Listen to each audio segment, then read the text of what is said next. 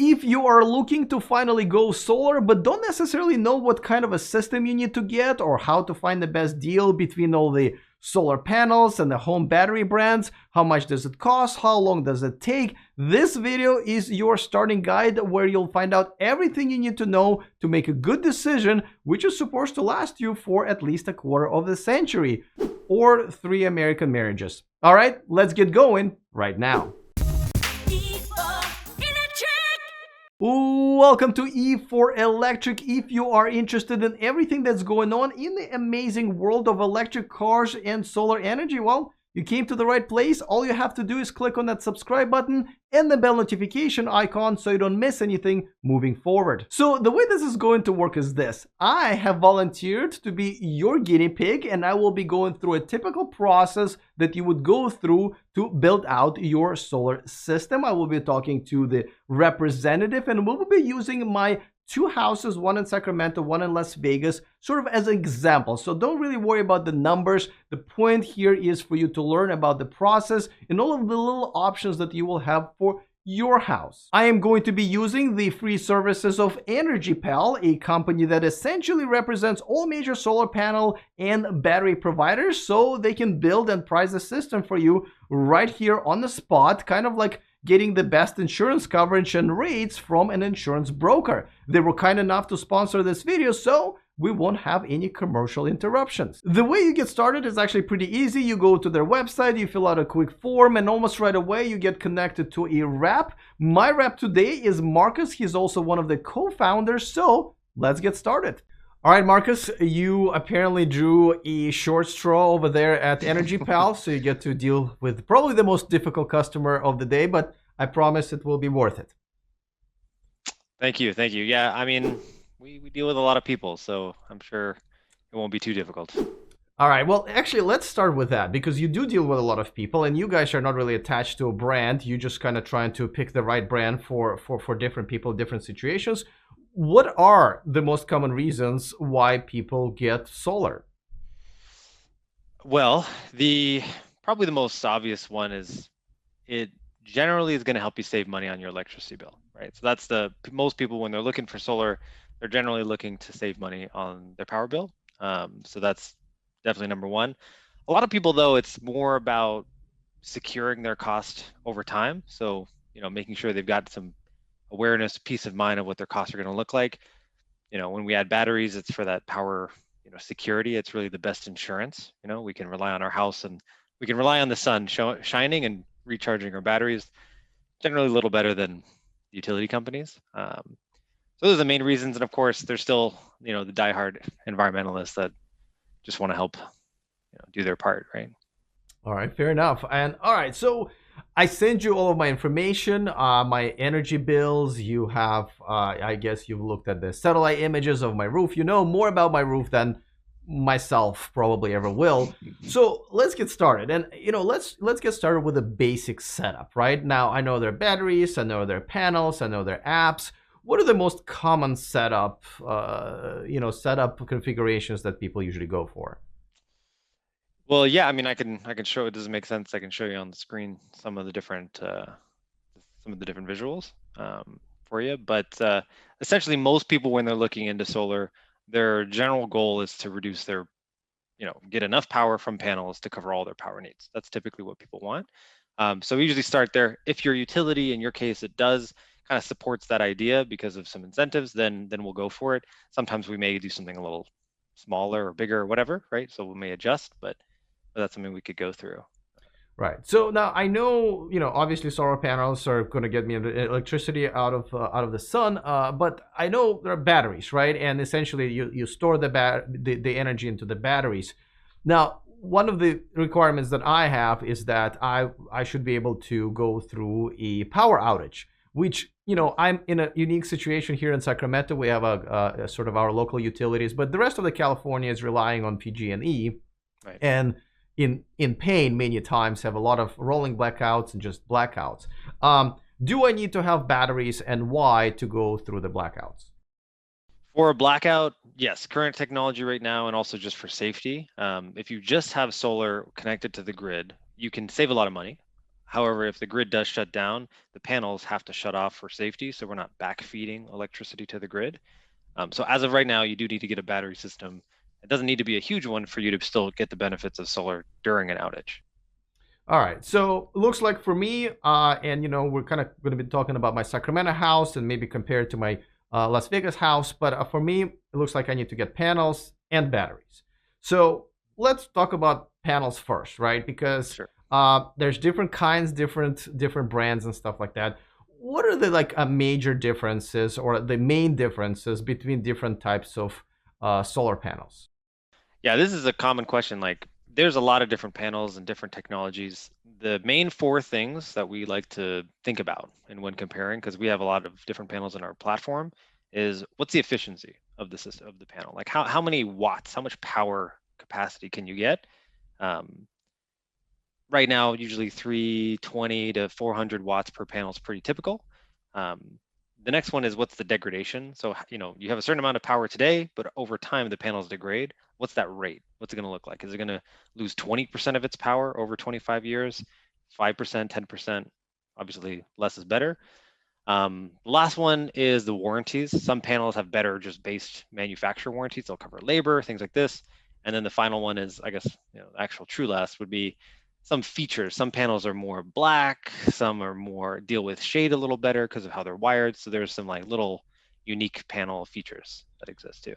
All right, and I'm assuming they're priced accordingly. The more sunlight you can convert to the electricity and they can last longer, the more expensive Usually it they're is. going to be a little bit more expensive, but it doesn't always have to be that way. I mean, solar panels themselves are maybe 40% of the project cost. The rest is all this other stuff, right?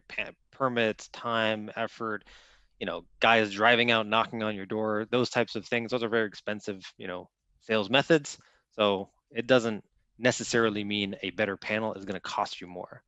All right, now one thing we're kind of forgetting is obviously the Tesla Solar Roof. Are they the only game in town when it comes to the Solar Roof? And what are the sort of nuances of that?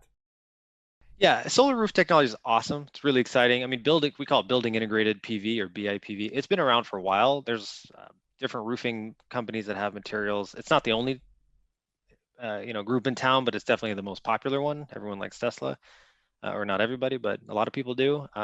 It's generally pretty expensive to get this solar roof, and it's a fairly complex project. So if you've got a really expensive roof currently, you need a new upgrade, and you want solar, and you're okay with a bit of an experiment on the roof, then it's definitely a good product. But it's not something that's really mainstream at this point. So essentially, it does make some sense if you need the roof and the solar panels at the same time, and it's Yeah. still, from what I understand, probably will be on the higher end in terms of pricing. Yeah, it's if you're planning on putting like Spanish clay tile imported from Spain, then yeah, maybe it's cheaper. But if you're doing regular asphalt shingles, then no, it's going to be more expensive. Fair enough. All right. So, all right, those are the basics of the panels. Let's talk about batteries. Everybody, once again, kind of familiar with Tesla power walls. Are there other types of batteries out there? How do they compare? Are they more, less expensive? What are the features? Tell me a little bit about that. Well, solar panels are pretty straightforward. The technology is not evolving that much. The batteries, the evolution in the tech is changing a lot because there's a lot more like smart components in a battery. It's got to think about what to turn on, when to turn on, how much power. So inherently, we're seeing a lot of really good advances. Last year, I tell you, Tesla Powerwall is the best game in town, best battery. This year, there's actually many other batteries in the market. Enphase has a fantastic battery that has a ton of great features and good benefits for real people.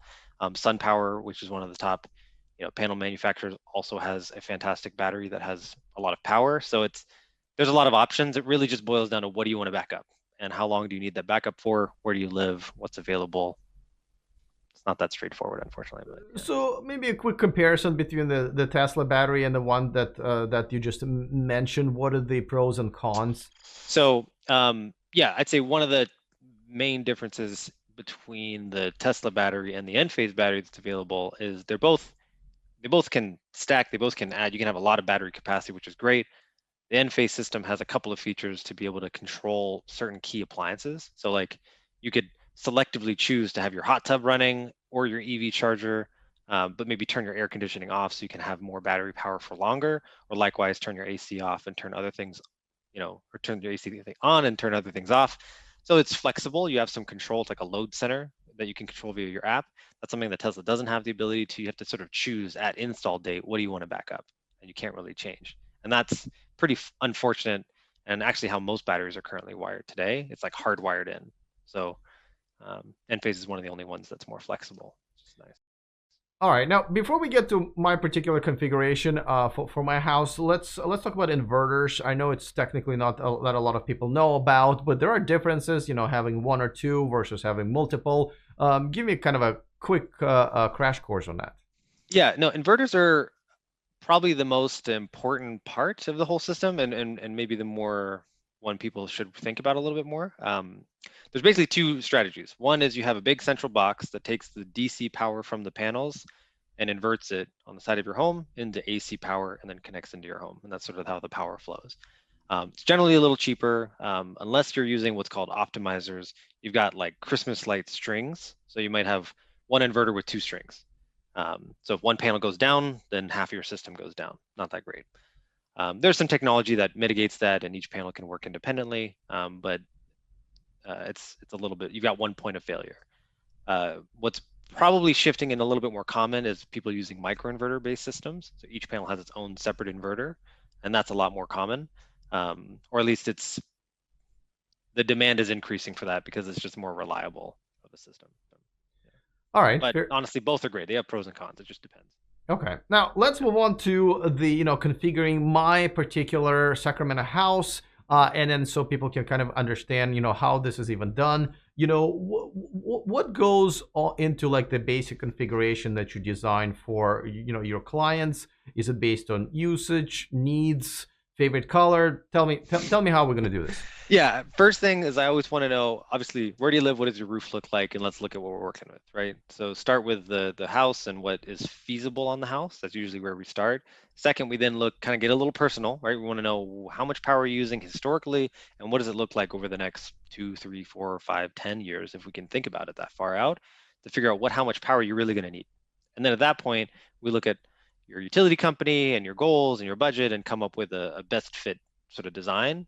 And then from there, we look at options to pay for it, right? Pay cash, finance it, rent it, whatever, a lot of options. All So right. it's a fairly straightforward process. Okay, so let's get to my configuration. Tell me how you came up with the number of panels, what kind of panels you're recommending for me, and the same thing with batteries. Yeah, so in your case, based on the house and the layout, the number of panels you need a lot of power actually. Sacramento is pretty hot, so you need a good amount of power, especially if you want to run your air conditioning on battery power and everything.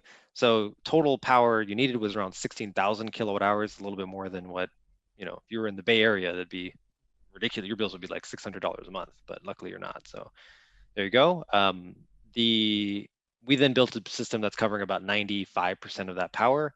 Panels usually produce a little bit more than we estimate, so it's a good kind of baseline. And the panel type we're using in your specific case are from a company called Rec Alpha. It's like these Rec Alpha panels are all black. They won the 2020 award. There's a lot of great features we can get into if we want to, but they rank kind of the highest when it comes to all those factors we talked about earlier, right? Efficiency, degradation, warranty, and sort of feature set. And so that's the design. So it's a 10 point, let me pull it up here. 9 kilowatt system producing basically your power needs. And let's say, for example, I say, well, listen, that's a little too expensive for me. You can always swap it out for something cheaper. I will probably take a hit in terms of degradation and so forth. Right. But all right. Yeah. All right. So we got the panels, and you did the same thing for my Vegas house. It's actually a little bit hotter there. Mm-hmm. And all right, what about the battery? What do you have for me? Yeah, the battery. So we're using because you want sort of a flexible system, and you have, it's hot, but it's not always hot. Anyway, long story short, we're going with the Enphase battery setup, right, that we talked about. Just because we can scale it up, we can put 2 of them to run your air conditioning and all of your lights and your internet, and be able to my car, my electric car, and your car too. But you may not, you have a choice. You could run your EV charger, but you probably would run into problems charging, running the AC at full blast, and all of your lights and everything. So that's what's nice about Enphase. You can kind of control what do you want to run, so you can kind of live in a blackout for longer, right? As opposed to having to buy way more batteries today for like 2 hours every 3 years where you might need it, you know? Yeah, and so I know we'll get to the price again in a second, but how big of a difference does it make if I want to, during a blackout, to also run my air conditioning and charge the car? Let's separate those into two different categories. Do I need to add way more batteries so I have enough power? How long are Yeah, they if going you to wanted to be last? able to run simultaneously big AC, EV plus, lights and all those other things, it's going to add, if we're thinking like your monthly cost, it's going to be around $30 to $40 more than what you would have paid. Then, so it does add a good amount of additional cost. If you think about this over like 25 years, it's a good amount. So you would need more batteries. Yeah. So how many batteries would you recommend for my system, and how many more we would need to add? And will we need to add any extra panels if I do want to, let's say, get through a 2-day blackout and still charge my car at night and run air conditioning during the day when on the Well, phone don't with nice forget, you people have like during you? the day, your solar's running too, right? So Yeah. during the day, your solar's running, it's producing a lot of power. It may produce more than you need and help recharge the battery. So at night you can charge the car and then everything keeps going. So you probably would be okay. I mean, to get real detailed, I need a little bit more info on like the actual appliances that we've got. But experience says you probably need two would be enough. 3 batteries would definitely get you there, but it might be a bit overkill. So All right. So let's go with two. All right. So we got a bunch of solar panels now. We got a couple of batteries. Let's get to the most important part. What is it going to cost me? You've seen my bill. I don't mind disclosing that to my audience. What are we dealing with here? Well, you mentioned to me in the beginning, previously that this isn't something you're really looking to do a big upfront investment in and spend a whole bunch of cash today and then, get it back through savings. So we're looking at financed options. So we'll keep it kind of in that frame of mind. So you're currently paying about $200 a month now. The solar and battery setup, we're sticking with solar and battery, right? Not the solar only. Yeah, so the solar and battery setup would bring that down to like $20 a month, kind of near the fixed fees. And and essentially would cost for the 2 batteries plus the solar about $170 per month, for the whole setup, right? Okay, so it looks like I'll be saving $20-$30 a month Yeah, for the time being. Now, from what I right. understand, I do get locked into that rate essentially for like 25 years because I'm just paying for my panels and batteries, where Yeah. the I believe the rates for electricity just go up naturally. Yeah, I mean, historically, nationally, it's like a 4% increase for the past 10 years. But usually with Sacramento, your utility specifically, that rate's a little lower than the average, maybe 3% per year. And then other, investor-owned utilities like PG&E and National Grid and some of the bigger utilities, they are a lot faster, to be honest. So yes, when you get solar, you're able to lock in this net metering agreement, and the savings you generate actually are kind of inflation adjusted, if you will. Like as rates increase, your savings also increase. So in your Right. case, with the battery and the solar, what you're doing is you're securing your cost of electricity and getting that back up, which the grid isn't giving you. Okay. And right now you show me the chart of essentially how much the rates have gone up in the recent history. Where if I would have had solar all this time, that was a flat line, and essentially it would give me more and more savings. Am I That's right. getting that Yeah, correct? that's right. Yeah.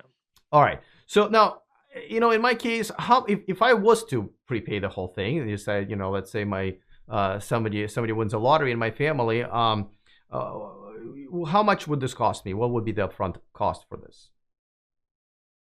Oh, sorry. Upfront cost for this type of system would be between like a 10 kilowatt plus the batteries, 40 to 50,000 before any incentives, Okay. approximately, something in that range. But this is a bigger than average California project. Right. Yeah. Yeah. And like I know we talked about my Las Vegas house. That one is actually cheaper just because of the Yeah. location. Tell Right. me a little bit about that.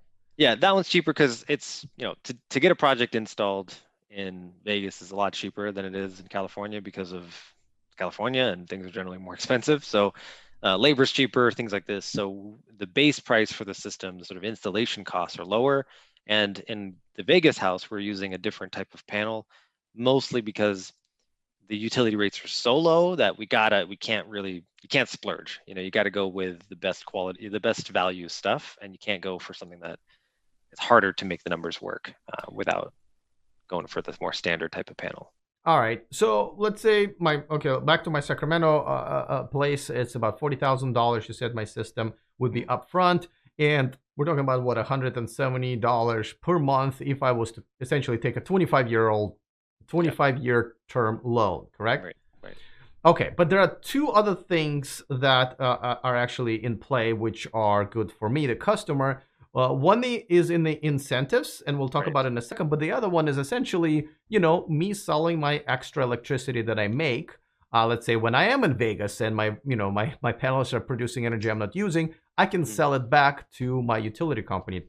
Talk about that. Yeah, so you definitely can. However, there's some caveats, right? So if you're gonna use during the day, you leave, you go to Vegas for a month. That month, you're producing power that you don't need, and so you're gonna be banking credits at the retail rates that you would be paying for that power, which is great. So you can use it later. The downside is come every once a year, your utility is going to look at your credit balance, and if they owe you money, they're going to reassess those credits and basically just treat you like a wholesale power supplier and give you pennies on the dollar. So there's no real big incentive to produce annually more power than what your annual needs are. So if you think you're going to be moving to Vegas more, then we should probably downsize and reduce the panel count because you don't want to overcommit to power that ultimately you're just given to the utility. All right, fair enough. And then let's talk about the incentives, because that does not depend on anything, because it is a federal tax credit, which means, just like with cars, it's not a point of sale a benefit. And from what I understand, how much am I getting in tax Yeah, the credits? federal tax credit, and I'll show you, was recently extended, but it's a 26% of whatever the cost of the system is. So if you have a $10,000 system, you're getting a $2,600 federal income tax credit. All right. And in this case, if I'm with a $40,000 system, it's $10,000. All right. But I have to, I'm going to get the loan. I'm going to pay the money to everybody who's involved, the panels, the batteries, the installers. But because it's a tax credit, I have to wait until I do my taxes the next year and get that money either as a refund or just, end up paying less taxes. Right. How is that handled? Yeah, so generally a lot of people will finance solar, just like right now, you're not going to Sacramento, your utility and saying, hey, can I buy all my power for the next 40 years? Like it's not a very normal thing for people to do. It's basically what solar is. So most people will finance. And with the financing, our financing that we set up for people, we try to make it as easy as possible. So what we do is we lend you the full cost of the system. And then we're financing the system at, 1, 2, whatever the interest rate is that we have available. And we're going to set the payments based on the after tax credit amount. And we're going to give you a grace period of about 18 months to get that tax credit. It may take you 2 tax seasons. So you got 2 seasons to get that money, and you can send it to us and the payments would stay the same. Or you could potentially keep it and then our payments will just step up. There's no penalty, but they're going to go up based on the fact that we actually lent you, in this case, $40,000, not $30,000, even though we're setting the payments at 30. I see. All right. So essentially, I'm getting kind of a 26%, 18 months free interest-free loan from you guys, and then paying back whenever I get that money from the government, or maybe not. And to be honest, most people don't pay the full amount. They'll keep part of it and then they'll pay some of it down. It just kind of depends on your situation, right? Okay. All right. That's pretty good. Now, one thing that we did not explore yet is leasing. I know some people lease their panels, but I mean, when I lease a car, I bring it back to the dealership in 3 years. What happens with my panels at the end of leasing? Yeah, leasing terms are usually 20 to 25 years. And yes, there are provisions, we'll just take them back, right? So you say you're renting them and at the end, we'll just take them back and you can do whatever you want at that point. Leasing's still pretty common. It depends on the market, depends on the area. California, it's sort of waning in popularity, but like a lot of the times newer areas like Illinois, it's still very popular because solar is just, people aren't sure yet, right? They don't know. So it's just kind of nice to rent it and pay less for power. So it's effectively the same as doing a loan, except you don't have to take on a loan. So the benefit of it is you don't have to there's no financing. It's off your balance sheet, if you will, which is nice. It might be less savings compared to you owning the system, but it also can be a little bit simpler. So it's still very good. And if you can't get the tax credit, and that payment steps up for the loan, maybe the lease is actually cheaper. So for people who don't have a big tax liability, or just, they just don't pay taxes, then a lease option can make a lot of sense for them. Oh, like Elon Yeah. Musk and Jeff Bezos. I Yeah, know like, those guys. yeah, yeah. Yeah, all right. Yeah. Okay, well, good for them. But one question though, before we move on to the next step is, all right. But let's say I sell my, I mean, I take a 25-year loan, but I sell my house in 3 years. What happens to my loan? Well, like most of the time, you're just going to pay off that loan like you would if you had like a home equity line of credit or a mortgage. You're just going to have that paid off through the proceeds of the sale. So that's what most people do. Our financings are really low interest rates, 0, 0.99, 1.99 interest rates typically. So a lot of the times, like if interest rates go up, it might make more sense just to transfer the loan to the new owner, and there's options to do that. Um, and but to be honest, most people just pay it off. And the new All right. owner then inherits all the warranties, the benefits, and they pay $20 a month. So Okay. utility, yeah. So, all right. So it looks like we kind of designed my system, and I know, I know, before we had this conversation on camera, you told me that this process is obviously much more complicated because everybody's got their own needs, and sometimes it takes.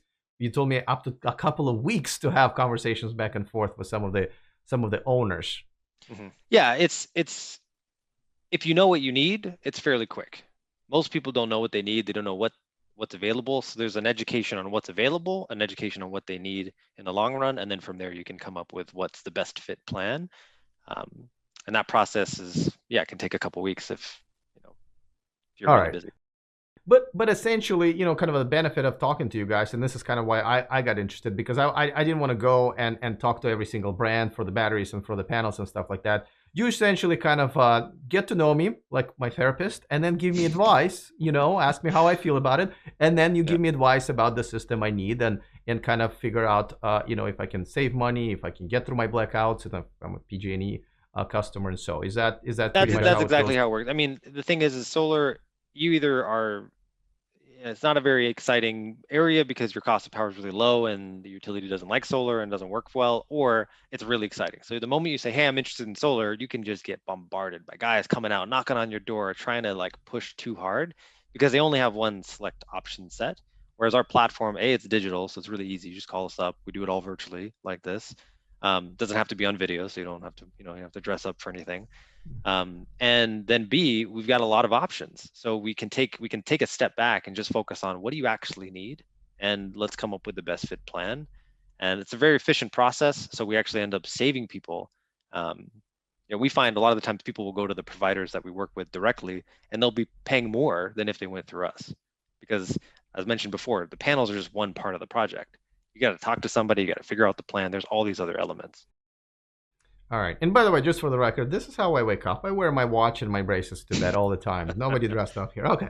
All right. Listen. So my point was that, listen, this is a much longer process than just chatting really quick about it, but it is worth it. But once you design the system, that's kind of the beginning of the journey. Tell me about what happens then, because they're actually two-step process, and a lot of people don't know about the second one, and it's the most frustrating one. And how much time does it really take? Yeah, the time, basically there's two steps. So one is getting your panels installed from the roof. You say, yes, let's go. We sign some documents and we get panels up on the roof. The other section is, we call kind of like the interconnection stage, if you will. So that's waiting for the city, the utility, everybody to come out, check it, make sure it's done well, and giving us the okay to turn on the system.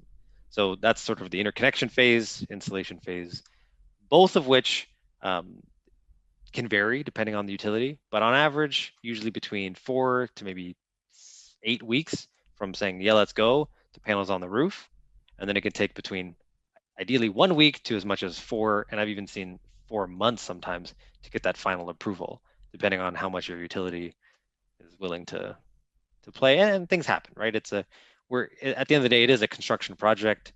So you might have a bad inspector who says and calls out things that it doesn't need, and then we have to go back and redo things. It happens.